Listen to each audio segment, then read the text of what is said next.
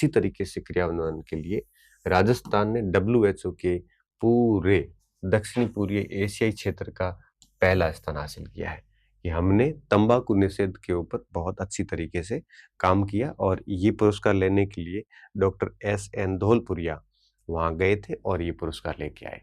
तो राजस्थान को विश्व तंबाकू निषेध दिवस अवार्ड के लिए नामित किया मिला। किसके द्वारा?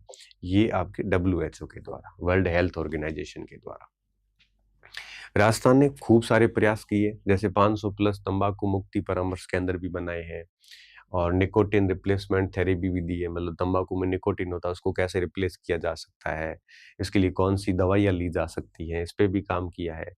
स्कूल में और ग्रामीण क्षेत्रों में भी इन्होंने 83,000 स्कूलों में तंबाकू मुक्त विद्यालय के लिए मानक लागू किए हैं।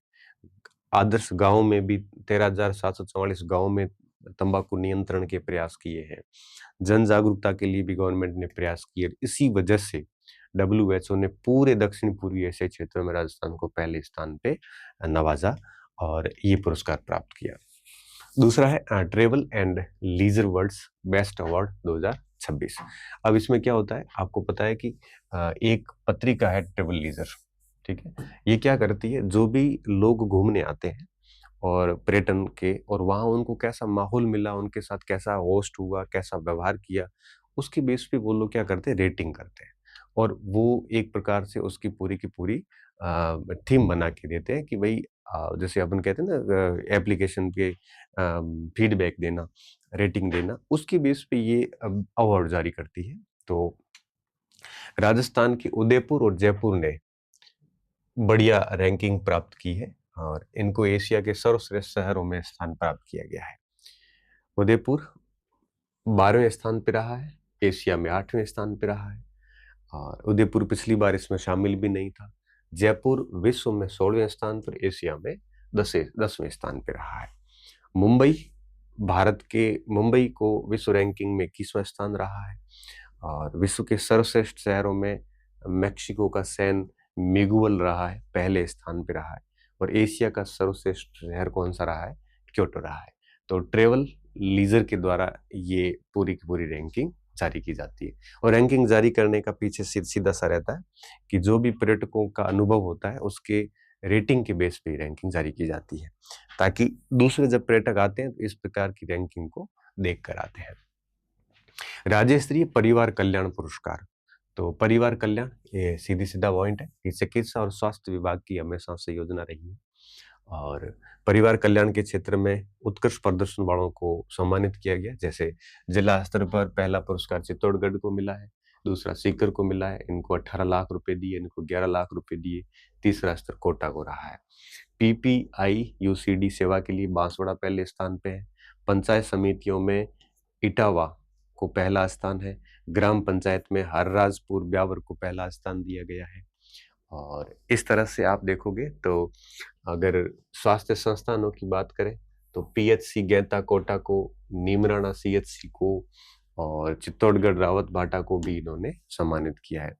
व्यक्तिगत पुरस्कारों की बात करें तो एलएचवी श्रेणी में आशा वर्मा को सर्वश्रेष्ठ एएनएम के रूप में, मधु श्रीवास्तव को इनाम दिया गया है। नसबंदी ऑपरेशन की बात करोगे तो डॉक्टर साहिब सिंह मीणा को पुरस्कार दिया गया है।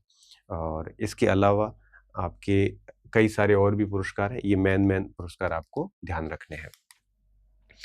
29वां राष्ट्रीय ई गवर्नेंस सम्मेलन। ई गवर्नेंस का सीधा सीधा मतलब होता है कि इलेक्ट्रॉनिक माध्यम से, तकनीकी प्रौद्योगिकी के माध्यम से प्रशासन को देखना।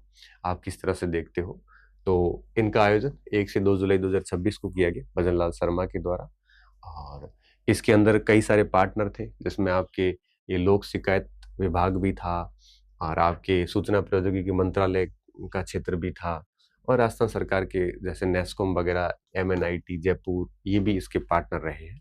तो 7 श्रेणियों में कुल 17 पुरस्कार दिए गए, ठीक है, जिसमें से 10 स्वर्ण, 6 रजत है और 1 जूरी पुरस्कार है। तो टोटल 17 पुरस्कार है। कैटेगरी कितनी है? 7 कैटेगरी है। जैसे अगर आप एग्री स्टेक की बात करोगे तो कृषि मंत्रालय को दिया गया, ई जागृति में उपभोक्ता मंत्रालय, महाकुंभ प्रयागराज वालों को दिया गया। इस तरह से ये सारे के सारे 17 पुरस्कार इस समय दिए गए।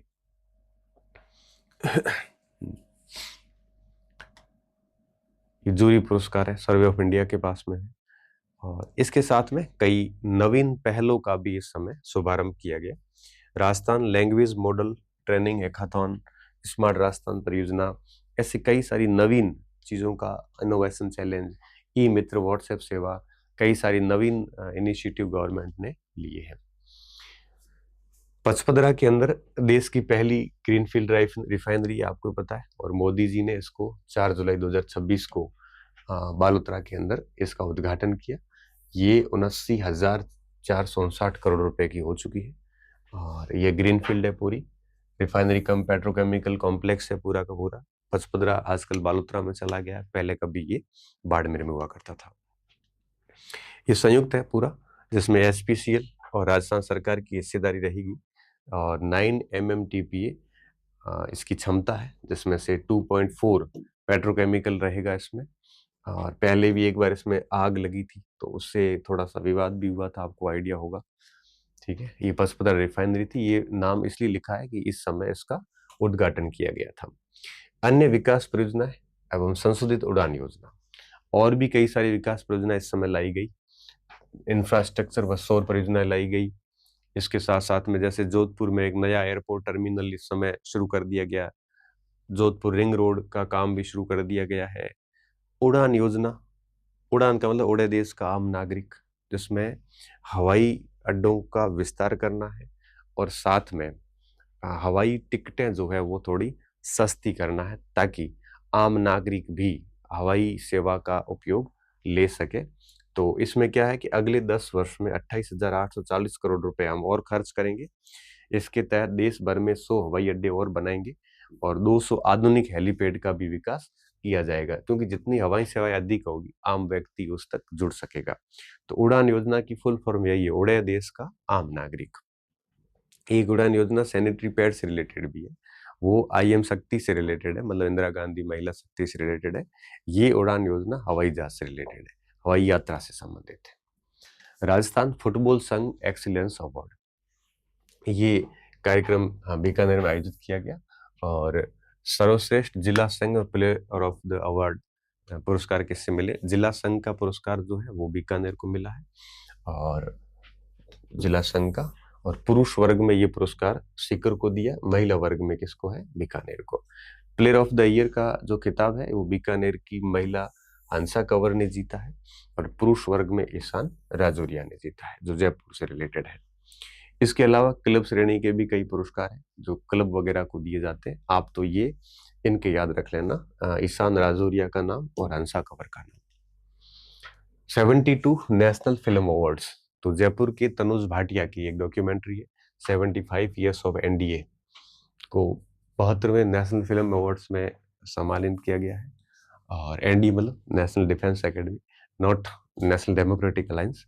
तो NDA के 75 ईयर्स की हिस्ट्री पर इन्होंने पूरा का पूरा किया। डॉक्यूमेंट्री का नरेशन पूरा अमिताभ बच्चन ने किया है, तो इसको नेशनल फिल्म अवार्ड दिया गया है। पुरस्कार कौन सा मिला? बेस्ट एडिटिंग का मिला है, और राष्ट्रीय फिल्म पुरस्कार मनवीर जसरोटिया एडिटर को भी प्राप्त किया गया।